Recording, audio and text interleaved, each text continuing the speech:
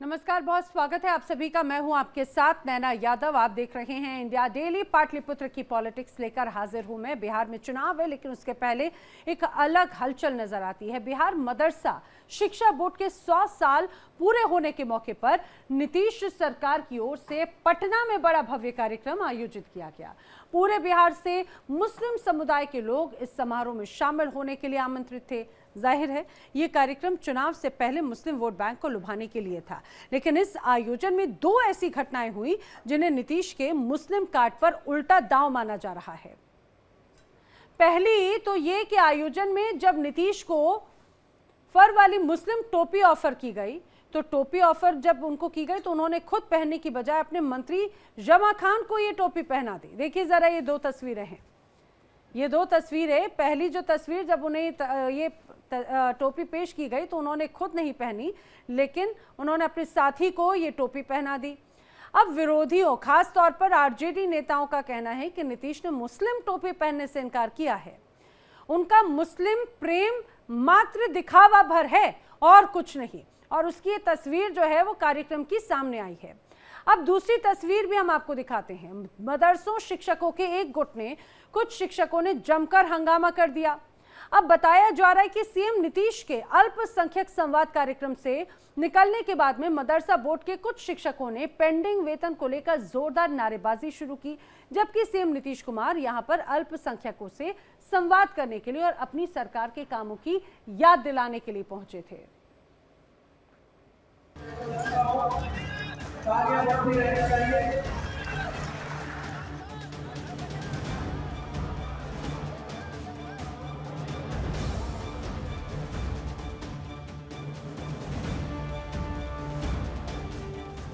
गए थे नमाज पढ़ने, गले पड़ा रोजा। ये हंगामा है पटना के बापू सभागार का। बिहार मदरसा शिक्षा बोर्ड के 100 साल पूरे होने का आयोजन था। नीतीश कुमार इस समारोह में शामिल होने पहुंचे थे। नीतीश बाबू यहां मुस्लिम समुदाय से संवाद करने और अपनी सरकार के कामों से उनको अवगत कराने पहुंचे थे। इसी दौरान मदरसा शिक्षकों ने अपनी बकाया तनख्वाह को लेकर हंगामा खड़ा कर दिया। मदरसा शिक्षकों की डिमांड थी कि सीएम नीतीश कुमार इस शताब्दी समारोह में ही उनका पेंडिंग वेतन जारी कर दें। शिक्षकों का दावा है कि 2011 में नीतीश कुमार ने वादा किया था कि 2459 प्लस मदरसों को तनख्वाह देंगे, मगर 2025 आने के बाद भी 1646 मदरसे बचे ही रह गए हैं।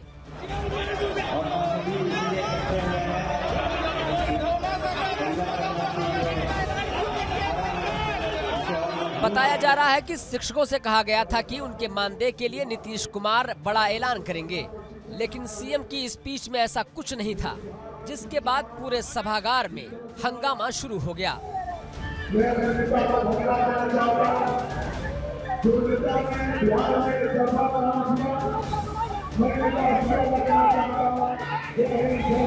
अरे मुसलमानों को आश्वासन दिए कि आप चलिए वहाँ यहाँ आइए, आपके मदरसे की बात होगी, मदरसे की बात होगी, मदरसे की बात हुई।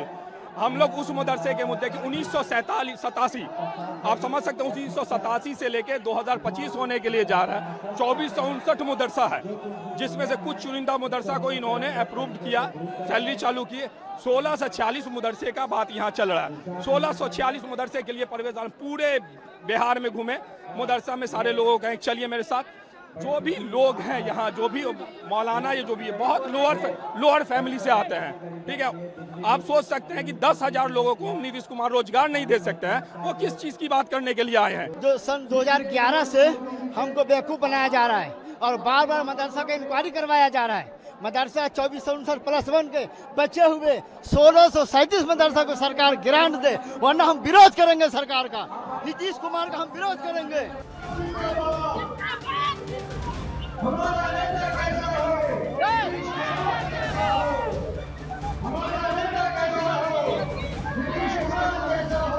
मदरसा शिक्षा बोर्ड के इस कार्यक्रम में बड़ी संख्या में मुस्लिम समाज के लोग मौजूद थे। जितने लोग भीतर थे, उनसे ज्यादा लोग बाहर थे। इस आयोजन को पटना के गांधी मैदान में मुस्लिम संगठनों के उस प्रदर्शन का जवाब माना जा रहा है, जिसमें महागठबंधन के नेता शामिल हुए थे। उस दौरान नीतीश कुमार को सबक सिखाने की बात भी कही गई थी। माना जा रहा है कि अब नीतीश कुमार मुस्लिम समुदाय को अपने साथ जोड़ने की कोशिश कर रहे हैं।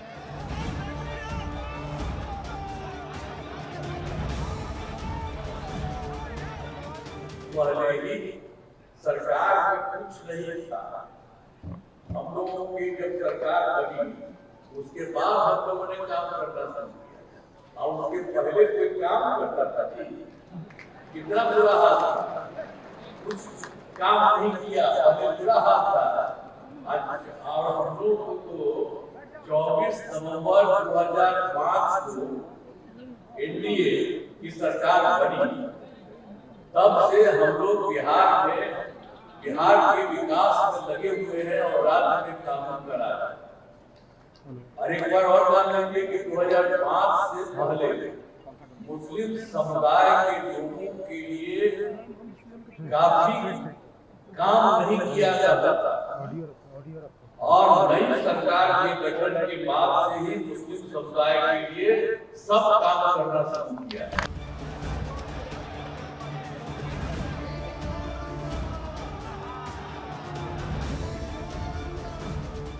नीतीश कुमार लालू परिवार के एमओआई वोट बैंक को पिछले 20 सालों से डेंट लगा रहे हैं, लेकिन 2020 के चुनाव में उन्हें बड़ा झटका लगा था जब जेडीयू ने 11 मुस्लिम उम्मीदवार खड़े किए थे, लेकिन उनका एक भी उम्मीदवार नहीं जीता। तब मुस्लिम समुदाय में कुछ नाराजगी की बात सामने आई थी। यही नहीं, वक्फ बिल के मुद्दे पर भी नीतीश के रुख से मुसलमानों में नाराजगी की बात चल रही थी। इस आयोजन को एक रणनीतिक कदम के रूप में देखा जा रहा है। नीतीश कुमार ने अपने संबोधन में मुसलमानों के लिए किए गए अपने काम गिनाए, जिसमें कब्रिस्तानों की हदबंदी से लेकर तलाकशुदा महिलाओं को दिए जाने वाले भत्ते तक का जिक्र किया था।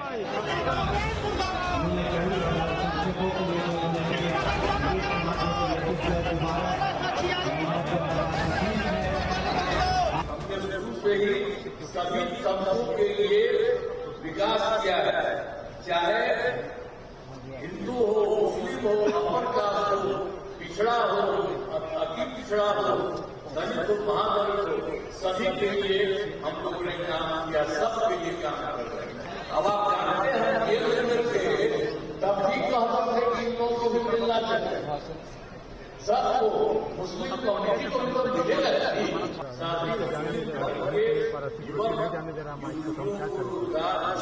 के लिए कई तरह से मदद की जा रही है। हर प्रकार से कहीं कोई दिक्कत के बारे में पता चले मैं तो आप लोगों को कहूँगा कि कहीं तरह से कोई दिक्कत हो आप तुरंत भिजवाइए, हम लोग एकदम सबके हित में काम करेंगे।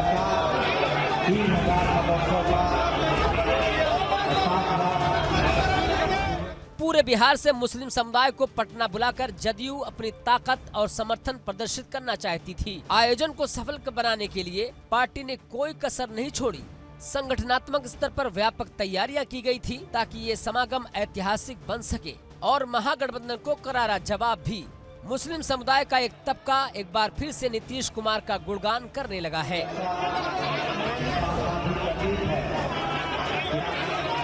माननीय मुख्यमंत्री जी 2011 में कहे थे कि 2459+1 मदारिस के जिसका जांच डीओ रिपोर्ट के द्वारा आएगा हम उसका वेतन देंगे, लेकिन 1400 साल हो गया, 1637 मदरसे अभी तक बचे हुए हैं, उन लोगों को ग्रांट नहीं मिला है। उन लोगों का रिपोर्ट मदरसा बोर्ड में आ चुका है, सत्यापन भी होकर के आ गया है, लेकिन उनका वेतन नहीं मिल रहा है। मैं माननीय मुख्यमंत्री जी से ये निवेदन करूंगा कि जितना जल्द हो सके आप उसका वेतन जारी कर दें। सबसे बड़ी समस्या है कि बिहार में जितने भी उर्दू विद्यालय हैं, सभी विद्यालय में गैर उर्दू जानकारी वाले प्रधान शिक्षकों की नियुक्ति कर दी गई है, जिस कारण बहुत बड़ी समस्या उत्पन्न हो गई है। तब सरकार से अनुरोध किए, पत्र भी मैंने मुख्यमंत्री जी को दिया है कि उर्दू विद्यालय में उर्दू नुइंग प्रधान शिक्षक की ही नियुक्ति की जाए। ये बहुत बड़ी साजिश के तहत ये काम को अंजाम दिया गया है।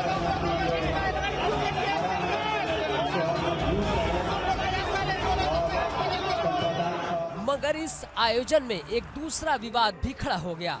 एक वीडियो ऐसा वायरल हो रहा है जब नीतीश कुमार स्वागत में ऑफर की गई मुस्लिम टोपी पहनने की बजाय अपने मंत्री जमा खान को पहना देते हैं। इस वीडियो को लेकर कहा जा रहा है कि नीतीश कुमार ने टोपी पहनने से इनकार करते हुए ऐसा किया।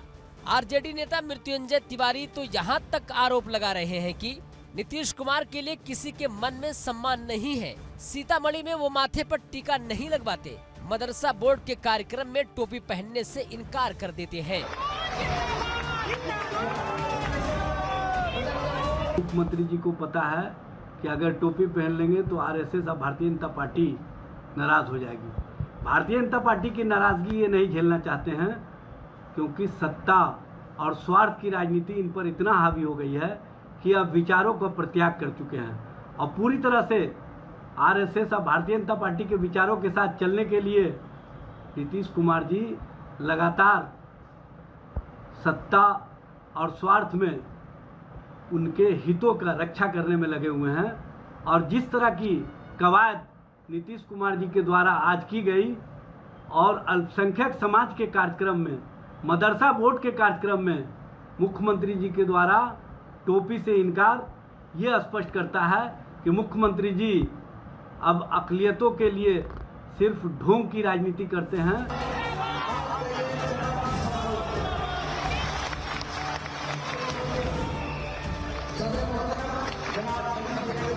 हालांकि कुछ लोगों का कहना है कि सीएम नीतीश ने टोपी पहनने से इनकार नहीं किया था, उन्होंने टोपी उठाकर अपने मंत्री को पहना दी थी।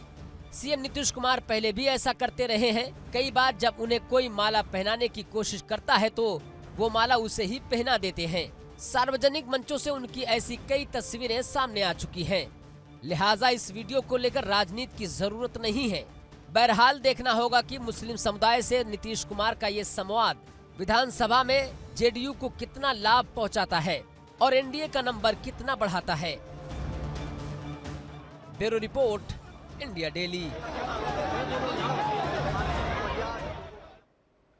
तो एक तरफ बिहार में टोपी विवाद चर्चा पर है तो दूसरी तरफ जननायक की भी बहुत चर्चा है। बिहार की राजनीति में जननायक की खिताबी जंग शुरू हो गई है। क्यों? क्योंकि एक तरफ है राहुल गांधी, जिनको उनके समर्थक जननायक बता रखे हैं, दूसरी तरफ जेडीयू और एनडीए इसे कर्पूरी ठाकुर का अपमान बता रहे हैं, क्योंकि ये खिताब अब तक कर्पूरी ठाकुर को ही हासिल था। अब सवाल ये है कि ये जंग तूल पकड़ेगी तो इसमें नुकसान किसको होगा, क्योंकि भाई मंडलवादी पॉलिटिक्स में तेजस्वी यादव भी कर्पूरी ठाकुर के ही राजनीतिक परिवार का पार्ट माने जाते हैं।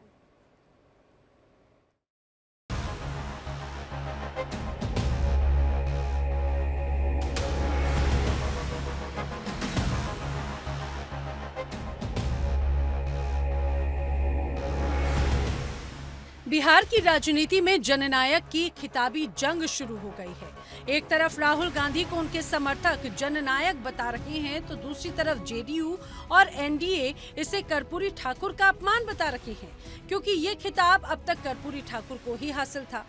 सवाल ये है कि ये जंग तूल पकड़ेगी तो इसका नुकसान किसको होगा, क्योंकि मंडलवादी पॉलिटिक्स में तेजस्वी यादव भी कर्पूरी ठाकुर के राजनीतिक परिवार का पार्ट माने जाते हैं। राहुल गांधी और तेजस्वी यादव इन दिनों बिहार में वोट अधिकार यात्रा पर हैं।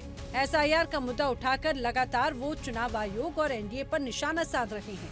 उनके रोड शो और भाषणों में खूब भीड़ जुट रही है और कांग्रेस चाहती है कि राहुल गांधी को जनता के नेता यानी कि जननायक के रूप में पेश किया जाए। लेकिन बिहार की राजनीति में जननायक शब्द सिर्फ भावना नहीं बल्कि एक ब्रांड है।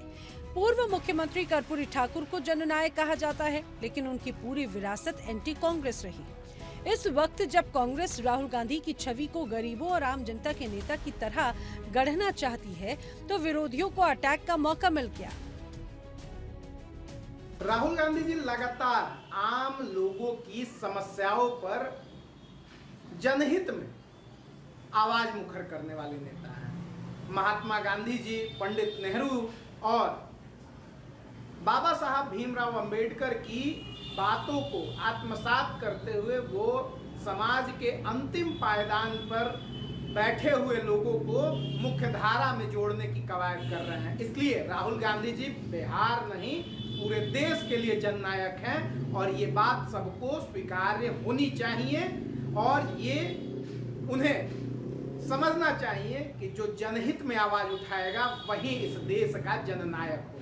वोटर अधिकार यात्रा में समर्थन मिल रहा है और व्यापक रूप से बिहार की जनता 65 लाख वोट काटे जाने के बाद जो गुस्से में है, जो रोष में है और उसका प्रकटीकरण कहीं ना कहीं इस यात्रा में देखने को मिल रहा है और बड़ी संख्या में लोग शामिल हो रहे हैं। तेजस्वी जी और राहुल गांधी जी के नेतृत्व में जिस तरह से वोटर अधिकार यात्रा में लोगों का हुजूम देखने को मिल रहा है, लोगों का व्यापक समर्थन मिल रहा है, लोगों का जिस तरह से विश्वास मिल रहा है, उसके कारण भारतीय जनता पार्टी जनता दल यू के नेता बेचैनी में है। सवाल ये नहीं है कि राहुल गांधी जननायक है या नहीं, सवाल तो ये है कि जनता क्या उन्हें जननायक के रूप में देखना चाहती है, क्योंकि राजनीति में नेताओं का टाइटल वो खुद नहीं तय करते, जनता तय करती है कि कौन जननायक है और कौन सिर्फ नायक। कांग्रेस मानती है अगर बिहार में राहुल गांधी को जननायक की तरह स्वीकार्यता मिलती है तो ये सिर्फ बिहार ही नहीं बल्कि पूरे देश की राजनीति में राहुल की छवि बदल सकता है।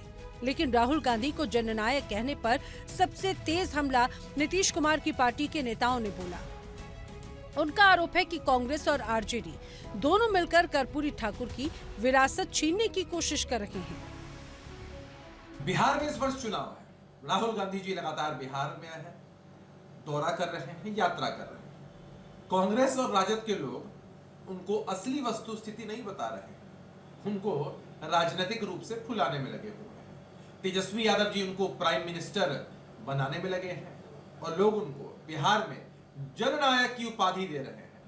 जरा देखिए ये जननायक कर्पूरी ठाकुर जी का किस तरह का अपमान है। पिछड़ा अति पिछड़ा समाज इस तरह के अपमान को नहीं भूलेगा। और दूसरी बात, देखना दिलचस्प होगा कि बिहार में हैं तो फुलाने के लिए लोग जननायक बता रहे हैं, कहीं दिल्ली पहुंचते पहुंचते राष्ट्रपिता न बना दे। भारतीय राजनीति में जननायक की उपाधि एकमात्र राजनीतिज्ञ, समाज सेवी और बिहार के पूर्व मुख्यमंत्री भारत रत्न आदरणीय कर्पूरी ठाकुर जी को मिली है, जिनका व्यक्तित्व और कृतित्व दोनों असाधारण था। यह सचमुच जननायक थे। चरण वंदना की राजनीति करने वाले तथाकथित कांग्रेसियों द्वारा राहुल गांधी को जननायक कहे जाने पर जदयू द्वारा जताई गई कड़ी नाराजगी बिल्कुल सही और स्वाभाविक है। किसी के कहने से यदि कोई जननायक हो जाए तो लाखों करोड़ों लोग आज जननायक हो जाएंगे। राहुल गांधी जी में राजनीतिक परिपक्वता का सर्वथा अभाव है, वह जनता से बिल्कुल जुड़े हुए नहीं है। ऐसे में चापलूसों द्वारा उन्हें जननायक कहना सच्चे अर्थ में त्याग और तपस्या की प्रतिमूर्ति माननीय भारत रत्न कर्पूरी ठाकुर जी का उपहास ही है। असल में जेडीयू की राजनीति कर्पूरी ठाकुर की विरासत पर टिकी है। आरक्षण, सामाजिक न्याय और पिछड़ों की राजनीति, ये सब कर्पूरी ठाकुर की पहचान है। राहुल गांधी को जननायक कहना सीधा सीधा जेडीयू की राजनीतिक जड़ों पर चोट है। राहुल के इस विरोध में बीजेपी को भी अपने लिए गुंजाइश मिल गई है।